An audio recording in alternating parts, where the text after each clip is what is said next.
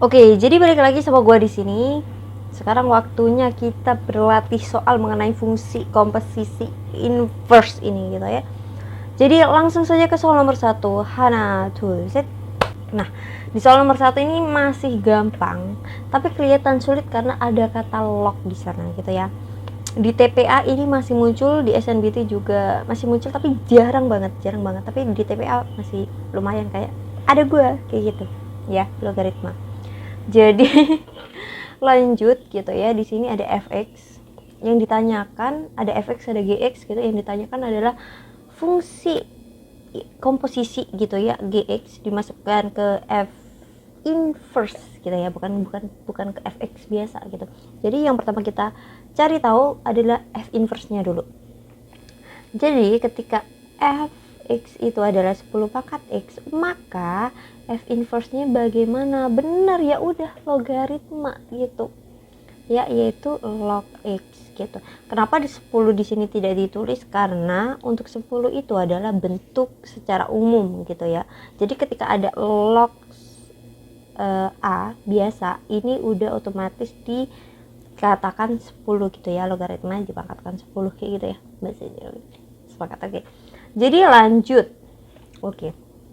Setelah kita tahu inverse-nya nih, kita memasukkan saja gx-nya ke sini ya, ke sini nih. Jadi bentuk gx-nya udah tertulis ya. Bentuknya gimana? Nah, x-nya dimasukkan fungsi gx-nya ya, begini saja gitu. Tidak repot kan? Ya, terima kasih. Sebenarnya dilihat aja, oh begini. Udah, biasanya nih kalau SM gitu udah gitu levelnya ya. Nomor 2. Nah, di nomor 2 ini cukup panjang tapi masih easy gitu. Nah, yang pertama kita udah tahu nih bahwa FOG, fungsi komposisinya ini X per 1. Wah, X per 1 ya. Yaitu adalah X pangkat 2 kocak. X pangkat 2 ditambah 2x min 2 ya. Apakah ada hal yang harus kita hilangkan di sini? Bener banget, soalnya memang seperti ini. Ya udah, pangkat 2x saja gitu ya sebenarnya. Oke, jadi kita sederhanakan saja. Sebenarnya ini tuh tinggal x pangkat 2x gitu ya. Tidak perlu repot gitu. Jadi kita langsung masukkan g-nya gitu. Fx-nya langsung buat tulis ini ya, fx-nya yaitu 3. G-nya kita masukkan ke sini, gx per 1. Jangan lupa bukan gx. Gx per 1. Terus ini ditambah 4. Nah, sama nih. Seperti kita mengerjakan inverse di video kemarin. Kita mencari gx per 1-nya. Ini kan nggak jelas nih. Gx plus 1. Jadi gue langsung masukkan di sini ya, x pangkat 2x min 4 per 3. Kenapa min? Karena ini adalah positif. Kenapa dibagi? Karena ini perkalian, gue buat lingkaran di sini. Nah, gitu. Perkalian ya, gitu. Oke. Aman tentu saja. Nah, kita yang ditanyakan itu apa? Benar banget di sini G2. G2, maka masuknya ke fungsi ini adalah x-nya 1. Ya kan? Karena kan 2 1 per 1. Iya. Gitu ya, paham ya? Berarti yang dimasukkan adalah 1. Tinggal 1 ya, pangkat 2 kali 1 di sini kurangi 4 min 3 ya, berarti min 3 per 3 berarti berapa? Min 1. Hasilnya yang mana nih? Min 1. Adakah? Adanya min 3 per 3. Oke, it's okay. It's okay, terserah si pembuat soal. Kata ya. Nah, untuk melihat min 3 per 3 aja udah kayak ada beberapa sekian waktu ya gitu ya. Nggak masalah. Lanjut, di sini nomor 3. Ada fungsi fx, ada fungsi fa plus 3 ya. Terus di sini ada ini nih yang ditanyakan. Jadi kita tinggal masukkan apa? Bener, fungsi a plus 3 nya nih ke fx. Jadi a plus 3 ini dimasukkan ke x, substitusi ya. 2a plus 3 ini pangkat 2 min 5 a plus 3 terus tambah 2 gitu. Ini hasilnya udah 7, gue tulis di sini nih ya. Nah, ini gue langsung ya, ini udah lancar ya. Ini adalah a pangkat 2 plus 6a plus 9. Udah lancar ya. 2a kuadrat dikalikan dengan 6 itu adalah 12a, dikalikan dengan 9 itu adalah 18 gitu ya. Ini menjadi min 5a dan min 15 ini plus 2. Persamaan kuadratnya berapa? 2A kuadrat berapa? Plus 7A, bener banget, min 22 sama dengan 0. Nah, gue kasih 5 detik nih di sini. Jadi gue mau buat pembahasan ini gak sempat-sempat, gak ada waktunya. Nah, jadi langsung saja di sini pemfaktorannya. Jadi berapa? 2A plus 11, karena ini yang menang adalah positif. Jadi yang besar yang dikasih positif itu 11.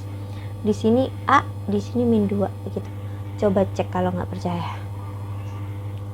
Coba cek ya di sini. Jadi A min 11 per 2. Di sini ada A sama dengan 2. Kita lihat terlebih dahulu. Di sini adalah bentuk pecahan. Ya kan? Bentuk pecahan. Jadi yang kita pakai bener banget pecahan gitu ya. Jadi bentuknya pecahan ya, kita masukkan yang pecahan yaitu min 11 per 2 nya gitu. Kita masukkan ke sini ya, setengah min 11 per 2 pangkat 2 ditambah dengan 3, terus ini adalah min 11 per 2 ditambah dengan 3 gitu ya kan, sama dengan, ya udah tinggal dikali gitu, hasilnya berapa ya gua hitungin di sini, udah gua hitung 13 per 8. Oke. Nggak percaya kalian hitung, apa kita hitung sama-sama ya? Kita hitung lagi. Di sini menjadi 121, berarti 121 min 1214 di sini. Nah, ini min 33 per 2 ditambah 3. Gitu ya, kita samakan penyebut ke 8 gitu. Karena pilihannya ada 8 gitu. Kenapa nggak ke 4? Karena pilihannya ada 8 gitu. Jadi tinggal 24 nih di sini. Ini positif, Bro. Ini 21, 121 kali 2 ya, 242.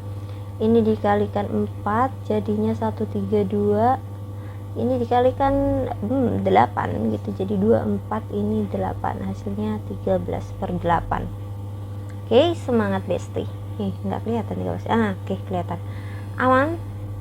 Oke, biar bisa di screenshot. Nah, di nomor 4 ini kita mencari inverse yang tidak ada di tips.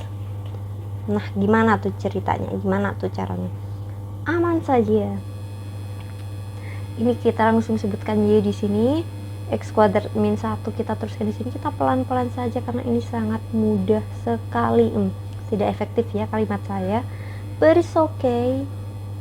It's okay. Benar-benar it's okay.